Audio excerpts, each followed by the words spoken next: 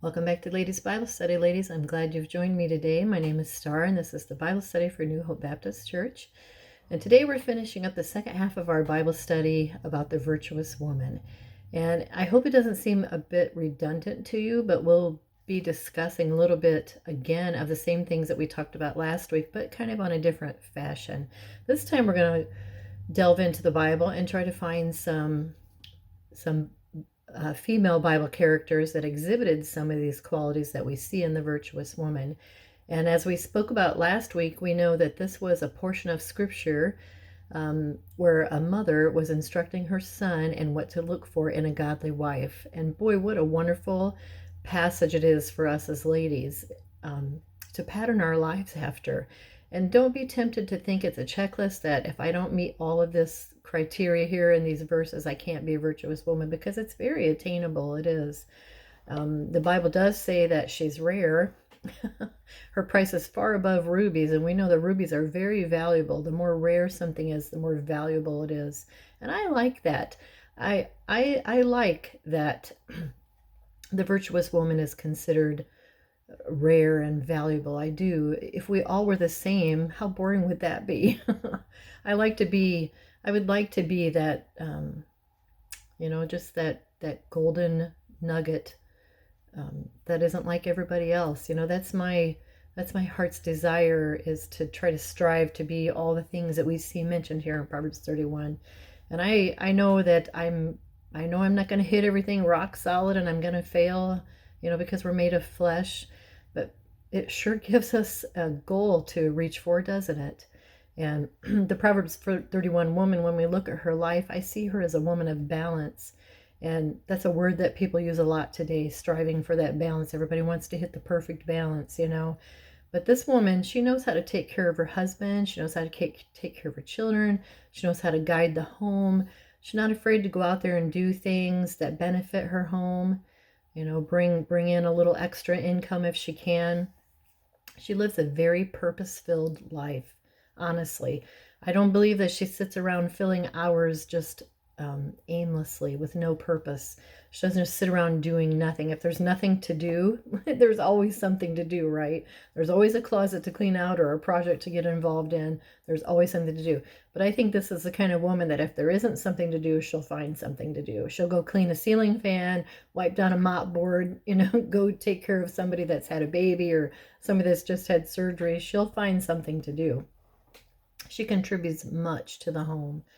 And when it mentions that strength and honor are her clothing, that doesn't mean that she's to be as strong or stronger than her husband. It's not even talking about physical. It's not even referring to physical strength. It's talking about her.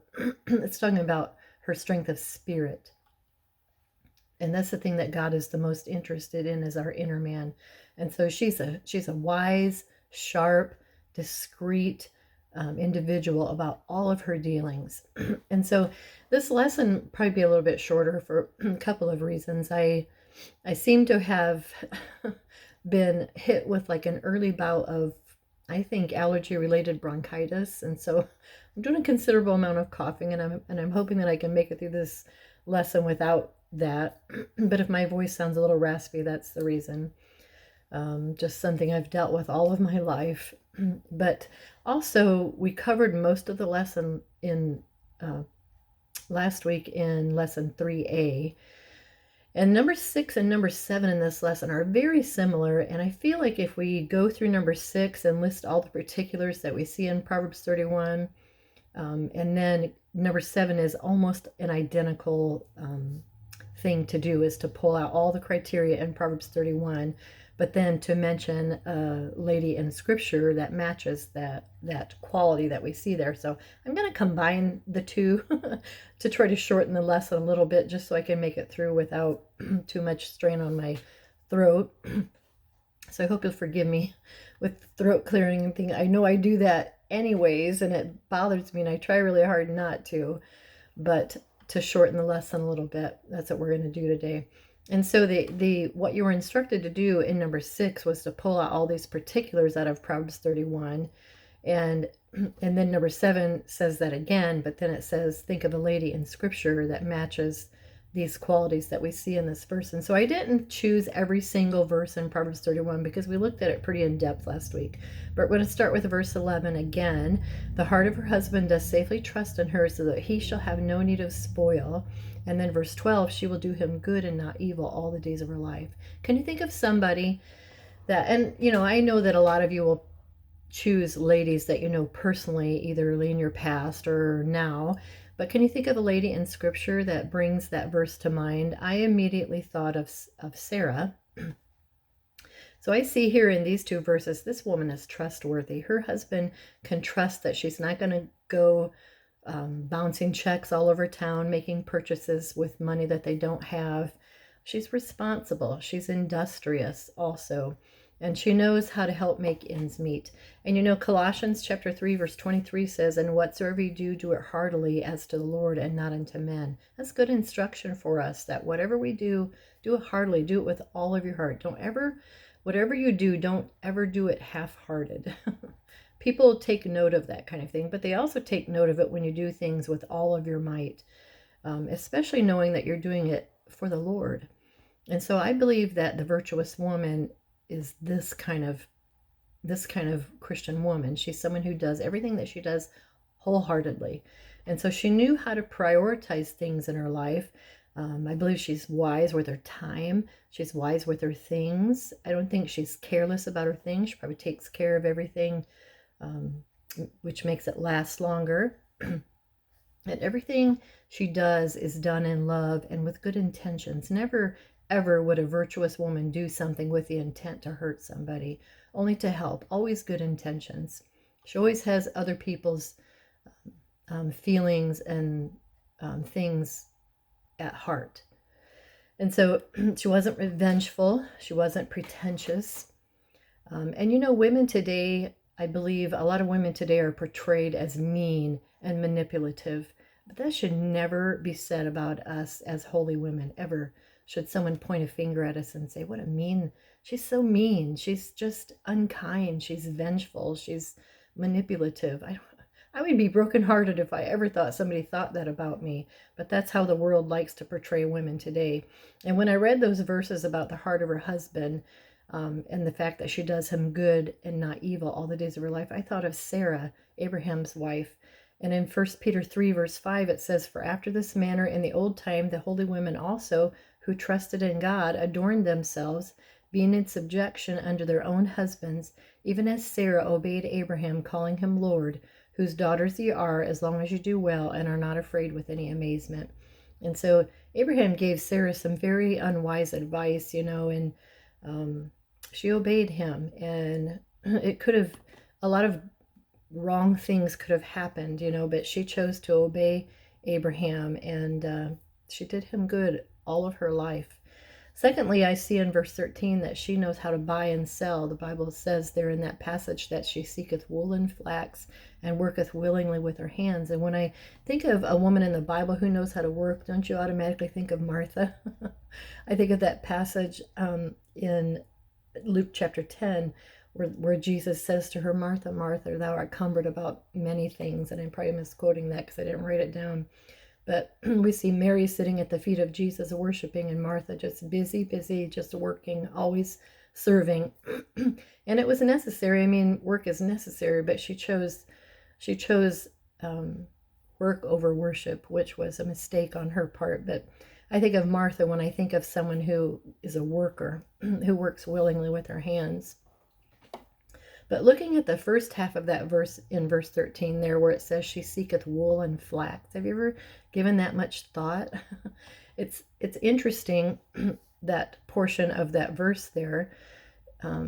It's interesting that she doesn't just make clothing, but she actually weaves the cloth that she needs to be able to make the clothing. And an interesting note about wool and flax here, wool was something that had to be produced to make the outer clothing, and flax was something that was needed to produce the inner clothing. Things like fine linen, which it mentions in that passage there. And isn't it interesting that both the outer and inner coverings were referenced here? I think that's really interesting. And if you just read quickly through there, she seeketh wool and flax. So does that mean she goes and buys wool from this guy down the road and flax from this guy down the road? If you look deeper at it, wool is the outer covering, and flax was needed to produce the inner covering. And I just think that's really interesting that they're both referenced there. And I believe there's a spiritual application there, and we're to be careful to provide not just for our outer man, but also for our inner man. And God says a lot about that. And a side note, did you realize that flax was not just a fiber that you sprinkle on your oatmeal? I didn't. When you read about things and you take time to dissect a verse and look at each word and get the meaning from it and the history of it and all that kind of thing, flax was what they used to weave fine linen for the inner garments. Isn't that interesting? And this virtuous woman probably gathered wool from her own sheep, and maybe she gathered flax from her own fields. We don't know. But when you think about the fact that it talks about her, that she doesn't eat the bread of idleness, how could she? How could women back then, when you think of the lengths they had to go to just to make a garment? Seriously, they had to weave, they had to know how to spin and actually make fabric to be able to produce a garment. And when we open our closets today and we see a myriad of colors and styles and sizes and just choices that we have in our clothing, and we can so easily hop in our car and run down to the the clothing store, Cato or Burlington Coat Factory or Walmart or wherever you purchase your clothing at, and for sometimes $10 or $20 you can purchase an article of clothing.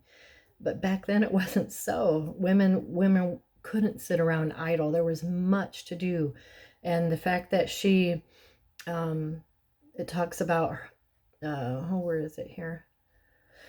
Talks about she rises while it is night. That tells me that she's an early riser. She's up before the sun is, and tending to needs, because she knows the day holds much for her. I can't imagine living back then, can you? And we can so easily get caught up in this idleness because we have so many, just so many luxuries, I guess. I don't know how else to say it. We have so many luxuries. We don't hardly have to work for anything that we do anymore, do we? When dinner's over, our dirty dishes get popped in the dishwasher. We push a button and it washes our dishes for us. And in the morning when we get up, we can take them out and stick them in the cupboard. No real effort there on our part, other than maybe rinse them off and putting them in there properly. Our clothing, we don't have to go down to the river and beat our clothing against rocks and hang them on lines and gather them. We don't. We stick them in a washing machine, push a few buttons, it tumbles and washes them for us. We don't even have to. Most of us that live here in the States don't even have to hang them on a clothesline or gather them and then press them because they're wrinkled from hanging on the line. We throw them in the dryer after they're done in the washer. We push a few buttons, they're dry, and even if we've let it set and not tended to it, we can tumble them to get the wrinkles out. It's incredible how many luxuries we have today that provide the temptation for us to be idle. We don't really have to hardly work for anything. But going back to our lesson here, where did we leave off? I was talking about Martha and the amount of work that we ladies do, and I was talking about this flax. And so I think it's so interesting that flax has that dual purpose, that yes, it is a fiber that we actually consume, we eat it, but it's also used to make fine linen. I just thought that was so interesting. Next, we see that she knows how to find a bargain. In verse 14, it says, she's like the merchant's ships. She bringeth her food from afar. And so, again, we could just go hop in our car and drive ourselves down to Aldi and pick up what we need, bread, milk, butter, eggs, and a hunk of meat or, some veggies or fruit or whatever we want. We can come back and we literally can have dinner on the table in an hour. And we have all these little recipes in the back of our mind if our day has gotten busy that, we can quickly get dinner on the table. Not so back then. And she's like the merchant ship. She bringeth her food from afar. She would have to go down to the port and do some trading. And because that's what these merchant ships did, they would come into the ports, they'd have goods that they would trade. That's how they made their money. And I believe she was the same way. And when I read this verse, it reminds me of Lydia, doesn't it you? It reminds me of Lydia, the seller of purple. She was a woman that lived and worked in Philippi, and she dealt with all these textiles that were colored with this purple dye that was so highly sought after in that day. And the region where she lived was known for that. And her wealth that she acquired by selling this purple cloth allowed her to live independently in a spacious house. And this, we'll talk a little bit more about this color purple here in a little bit in the lesson, but Lydia worked hard to make that purple cloth that she sold. And then we see a little more clearly just how industrious the virtuous woman is, because in verse 16 it says, she considereth the field and buyeth it. With the fruit of her hand she planteth a vineyard. And so we know that, in the beginning of this passage, it talks about her husband trusts her, the heart of her husband trusts her, and he must really trust her, because if she can go out and do this real estate purchase, she purchases this field, she sees that it's a good thing and it's going to benefit their home, he trusts her to do that. How many of you women, your husband would let you go down to the real estate office and, plunk down money to buy something expensive like property, acreage, a house, a building? This man trusted her to do that because he knew that she would be wise with it. She's not going to make a foolish decision. Remember, she's discreet about everything that she does. And so then it says, with the fruit of her hands she planteth a vineyard. And then verse 17, she girdeth her loins with strength and strengtheneth her arms. She takes care of herself. She doesn't drive all over town eating McDonald's cheeseburgers every day and eating junk and candy and drinking pop and, just, running down the temple of God. She doesn't do that. She takes care of herself. She has a lot of responsibilities during the day, taking care of her husband, her children, and their home, and all of these things that she does to help provide. And then in verse 18, she perceiveth that her merchandise is good, her candle goeth not out by night. Do you have merchandise that you know is good? I thought it was cute. We have a ladies chat group called WhatsApp, and our ladies will get on there, and they have things sometimes maybe that they're decluttering, and they don't want to just drag it over to the thrift store and leave it there for somebody else. And so they know that their merchandise is good, it's worth something, and so they'll get on the ladies' WhatsApp and they'll say, hey, I have this or that, it's free to whoever wants it. I'm offering it to you. They wouldn't do that if they thought their merchandise was trash. They know that merchandise is good stuff, and so they offer it. And I thought it was so sweet. At the last, we had a homeschoolers activity, and one of the ladies, Lai, that had at one time been selling jewelry. Origami Owl, I think, was the name of the place. And so she hadn't done it for several years, and so she had all this jewelry just sitting around, and she brought that in and let the ladies just look through it all and choose what they wanted. I thought that was so kind. She knew that merchandise was good, and she probably could have made money with it, but she was just done with it. It's a different season for her, and so now she just gave it out. The other thing I thought was interesting is everybody knows that Lai makes sourdough bread, and she's good at it. And so it was so sweet. And I meant to say this, but she took that homeschooler's time to stand up in front of, I don't know, probably a dozen ladies and teach them all that she knew about sourdough, all the basics of how to make sourdough bread. And then she shared starter with all of these ladies that were there. It's just so sweet. And it brought to mind this one of the verses that she's a teacher of good things that we studied about. But this lady, this virtuous woman, she perceiveth that her merchandise is good, her candle goeth not out by night. She's always busy doing something. And so many of the ladies in our church are like that, especially you homeschooling mamas. I know how busy you are. I've been there and done that. But this woman, she's smart with the family money, and she knows how to contribute to the well-being of the family, and she knows how to make it grow. I remember when, this is probably not the same thing, but boy, there were times in our married life when we were newly married that we just didn't hardly have 2 nickels to rub together. We were so poor, and my husband had needs, but I knew he was ignoring them. He had needs, and he had a pair of work boots that were they were falling apart. We had 3 little kids. like I said, hardly had money to put food on the table. I didn't work outside the home at that point because kids were all so little. And so this probably sounds terrible, but I would he worked a job and then he went to school. And then he, of course, had the needs of the family and all that. And so we really didn't have a whole lot of time together during that season of our life. And so he would go to school during the day, he'd come home and nap in the afternoon, and then work at night. So, such a busy time of our life. And so, whenever he would get paid, um, when he would come home and lay down for his nap, I would go into his pockets and ferret out like $1, something that I knew he wouldn't miss, a few quarters, $1 or two, depending on how much he had in his pocket. And so I set all this money aside in a jar until I had enough to buy him a new pair of work boots. And so I have always, all through our married life, figured out ways to meet needs of people in the family. I remember later on, now our kids are teens, and pastor, he was full-time pastor at this point, but you don't have money for things like suits. And at this point, he was working a small part-time job to help make ends meet, and so was I. I think I was either doing daycare or cleaning early morning at a furniture store, something like that. We always had little things that we did to kind of contribute, to the pot to make ends meet. And so I knew he needed a suit really bad. I didn't have the money to buy a suit. And so every year, I don't know how many years I did this, every year when our tax return would get put in the bank, I would immediately go and draw out just enough money to buy him a new suit. And at first, I could tell he seemed a bit irritated by it, but I knew he really appreciated it because he knew that I knew that it was a need for him.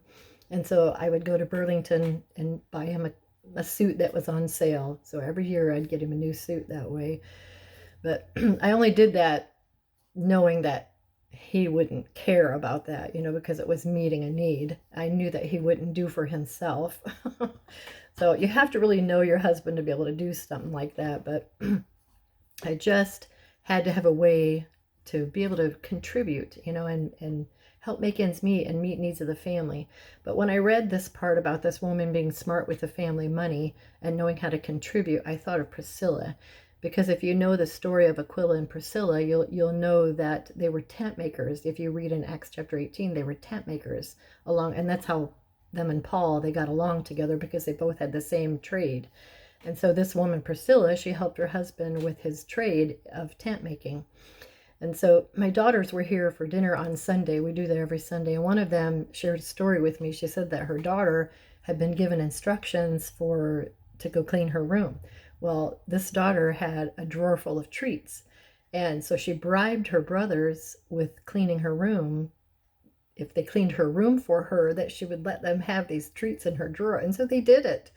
And so I thought it was so funny because I said, well, she's a woman in training because she perceived that her merchandise is good. And so she bartered with those boys, room cleaning for treats. And so I don't know how that will serve her in her adult life, but I thought it was so comical that the boys would agree to do that for her just for that treat, But then in verse 19, we see the mention of the virtuous woman knowing how to spin and how to weave cloth in order to have fabric to sew. She didn't just sew, she knew how to weave and spin to have that fabric.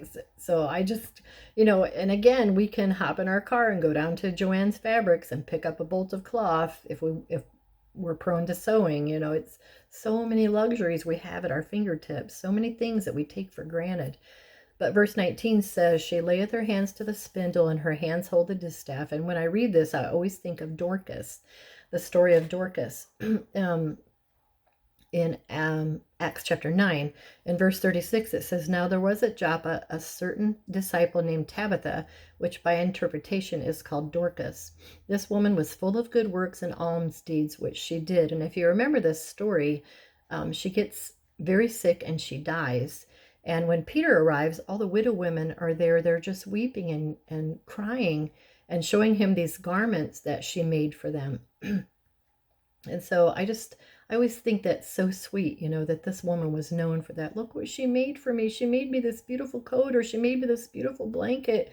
It means something when somebody makes something with their own hands for you. And that was what Dorcas did. But recently we had dinner at a widow lady's house, one of our sweet widow ladies that goes to our church. And I know that she's an avid quilt maker, but I'd never seen any of the quilts that she makes. And so we had dinner at her house, and after we enjoyed dinner, she brought out this photo album and showed it to me. And it was pictures of all of these quilts that she'd made, just gorgeous. My jaw just dropped over some of the ones that I saw. And I asked her, "Do you ever sell these?" Because to me, when I look at the hours that she spends, and they're some of them are very intricate. The designs, if you know anybody that's a quilt maker, my goodness, some of them are just gorgeous. And you think you could probably get $700, $800, $900 out of this quilt. But she showed me this photo album, and then she's like, come back here to the back of the house. And so she wanted to take me to the bedrooms back there and show me, because the beds all had quilts on them that she had made, all of them gorgeous. And then I saw her set up where her sewing machine is and all of her fabric for the current quilt that she's working on, which is gorgeous. So then she took me into her master bedroom and opened the closet doors. Dozens of handmade quilts stored in bags. And so I looked at her and I said, my goodness, you could sell these. People would pay big money for these quilts. And she just waved her hand in there and she said, oh no, it brings me so much joy to be able to make these and then just give them to people that I love.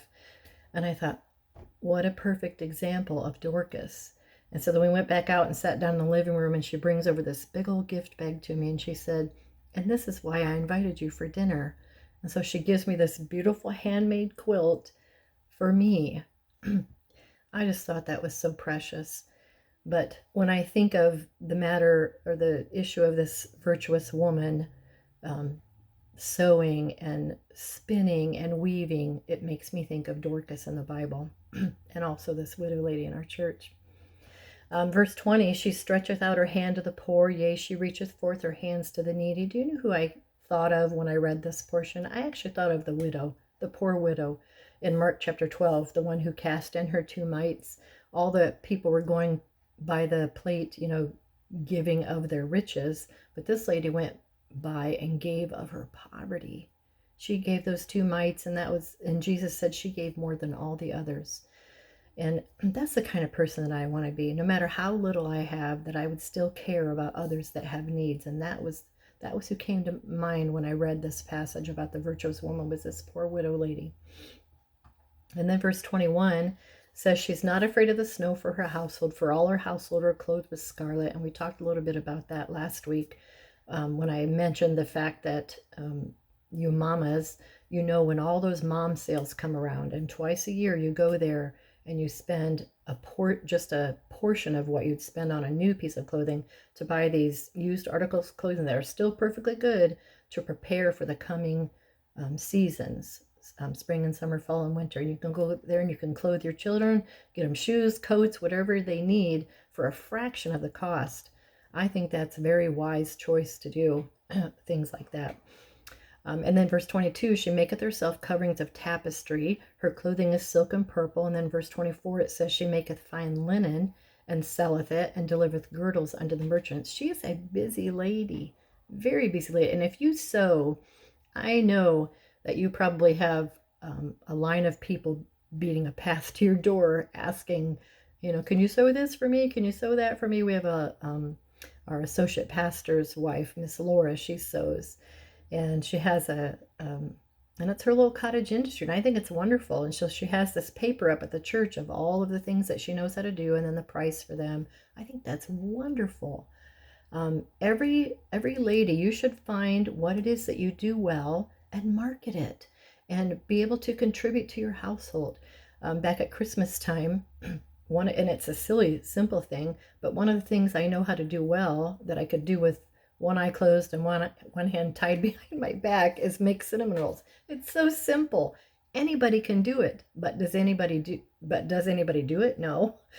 So anyway, I thought, well, at Christmas time, everybody wants, a hot, fresh pan of cinnamon rolls for Christmas morning. So I started marketing my cinnamon rolls on Facebook Marketplace and all these buy and sell groups, and did it ever take off? I could not believe how many orders I had. I think I made, oh my goodness, it was over 100 pans of cinnamon rolls. It was insane. But it netted me a handsome little profit at Christmas time. Totally unexpected. A simple thing like baking. But people just latched onto that because they don't have time to bake cinnamon rolls. They're busy, you know? And so think of something that you do and do well and put it out there and just see if you can use, if you, the Lord will let you use that thing to help contribute a little bit to the household. It's a wise thing to do. The virtuous woman did it. She perceived that her merchandise is good. And I had people telling me for years that you should sell those cinnamon rolls, you should sell them. No, I just do it for people. But then when I actually did, I thought, okay, these are good. People like these. These are going to sell. But then they kept me so busy that I thought, oh, I can't do this all the time. I'll just do it for holidays. But anyways, I mentioned verse 21 last week in our study about being prepared for coming needs when I talked about the mom sale. And then in verse 22, these coverings of tapestry that she makes are probably like blankets, pillows, cushions, things like that, maybe for her bed or other pieces of furniture in the house. And once again, I thought of Lydia, the seller of purple. Purple was a color that was worn by royalty back then mostly. But what this tells me about the virtuous woman is that she dresses nicely. She doesn't dress in she doesn't dress in trash. She doesn't. I believe when this woman walks into a room, people turn heads and look at her. And it's not because she's gaudy or decked out in an immodest style or, in an inappropriate outfit or anything like that. I feel like this woman walks into the room and she's put together. Maybe she has modest jewelry that matches her outfit. Her hair is done. And I don't think she has to be like Queen Elizabeth and her purse and her shoes always match. You don't have to go to those lengths, but I feel like this woman turns heads. I really do. Just because of the fact that she takes care of herself, honestly. She doesn't go out in public with boogers in her nose and her mascara all smeared everywhere and her hair up in a messy bun and, pajama pants and slippers. She never would she ever go out in public like that. She probably doesn't even dress at home like that. This woman was put together and she wore nice things.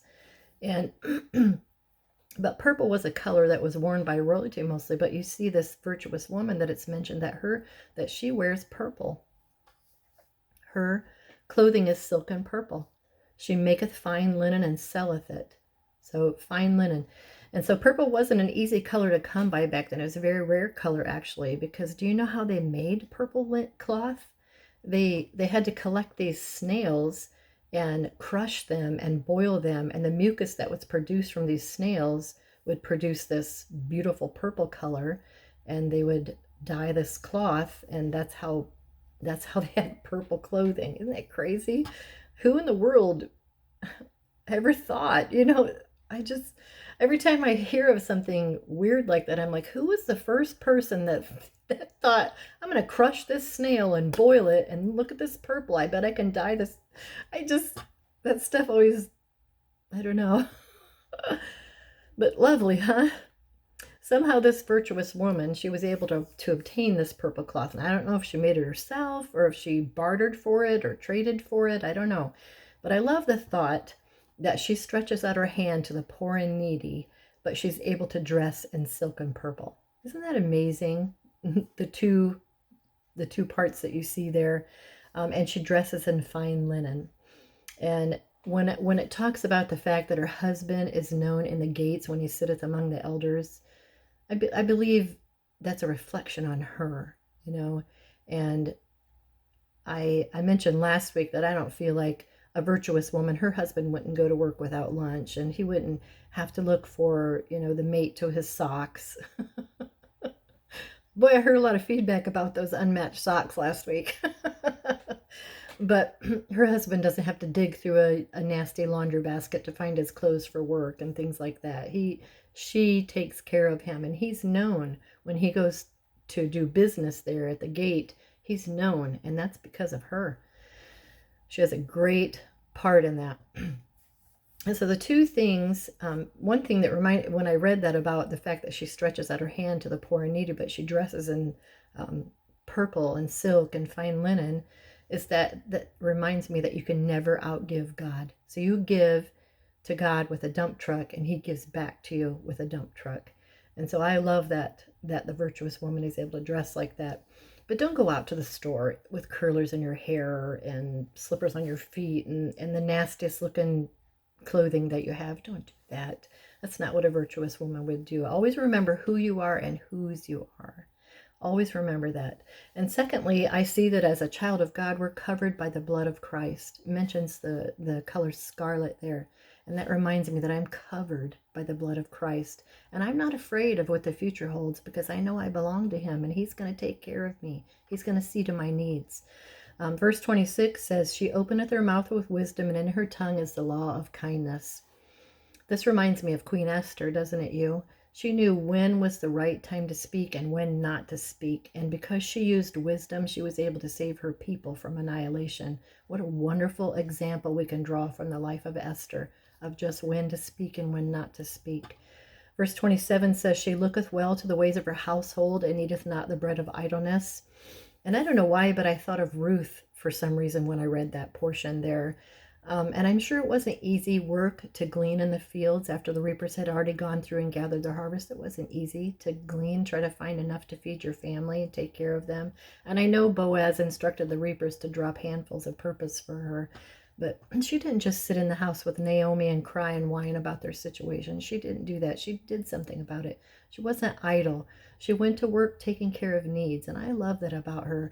And even though Naomi was bitter, grieving, sad, Ruth still chose to go with her and still chose to take care of her and meet her needs. And she didn't sit around waiting for a government handout. She didn't. She did what she could. And she didn't sit there idle waiting for their luck to change. She was a woman that didn't eat the bread of idleness. Ruth was. She took care of needs. And then verse 28, and we'll stop here, says, her children arise up and call her blessed, her husband also, and he praiseth her. I was thinking of motherhood here for some reason because it says her children rise up and call her blessed. And when I thought about motherhood, I thought about Jochebed. And we know her as the mother of Moses and Aaron and Miriam. And she, my goodness, what a thing that she went through, during that time of all the babies being killed and having that little baby, Moses, and knowing that he was a goodly child. And when he got to a certain age that she knew she couldn't hide him anymore, to take that baby and put it in a basket and float it in the river. I know she, treated the basket so that it was watertight and all that kind of thing, but to take that baby and put it in a basket and put it in the river. I was teaching that story to my Sunday school girls not too long ago, and I thought, I wonder if there were crocodiles or alligators or whatever in the river. What were the kind of things that she had to trust that he would be safe from. But she put him down there in the reeds in the river because she knew that the Pharaoh's daughter would come down there and bathe herself, and she knew that he'd be seen and be found. That took a lot of faith for her to do that. But because Jochebed trusted God and feared God, he gave that mother the courage and the ability to think clearly and be creative. And she was able to help fulfill God's redemptive plan for Moses and the entire nation of Israel. But saving her son's life comes with a cost. And though she's blessed to be able to nurse him and nurture him and take care of him, it was just for a short time. She then had to be willing to relinquish her son to be adopted and raised by someone else. What a sacrifice that was for her. That shows the love of a mother. It was worth it to her to have him raised by somebody else just to know that he wouldn't be killed. And that's the love of a mother, making great sacrifices and being willing to do the difficult things that parenting requires. So there's so much more we could say about the virtuous woman, but we've had a good time talking about it for the past 2 weeks. And my prayer for you and for myself is that we wouldn't strive to be empowered women. God can use us. Yes, he can. The Bible says that I can do all things through Christ, which strengtheneth me. So anything we do is done through the power and the strength of Christ. But God can use us, but he doesn't want us to be fleshly empowered women. He wants us to be holy women. And when we look at the virtuous woman, this is the essence of holiness. Strength and honor her clothing. She opens her mouth with kindness. She takes care of her people. She loves them. She even reaches outside the home and takes care of others. What a wonderful example for us to follow after. Will we do every single thing in that passage? Probably not. But what a goal for us to strive towards, huh? Wonderful example we see in the virtuous woman. Take time this week to look through this passage one more time and just ask God to help you sharpen some areas in your life that you might be lacking in.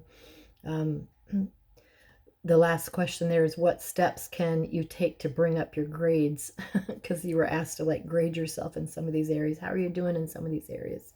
What can you do to bring your grades up? Just be proactive about it. Wonderful lesson. I'm glad you joined me today. Take time to interact, and if you're new here today and you'd like the study notes, I'd be happy to send those to you. My email's down in the description box. Just send me a note and I'll be happy to send those to you. Have a wonderful day, wonderful rest of your week. Look for somebody to be a blessing to and look for somebody to give the gospel to. I love you all, and I'll see you next week.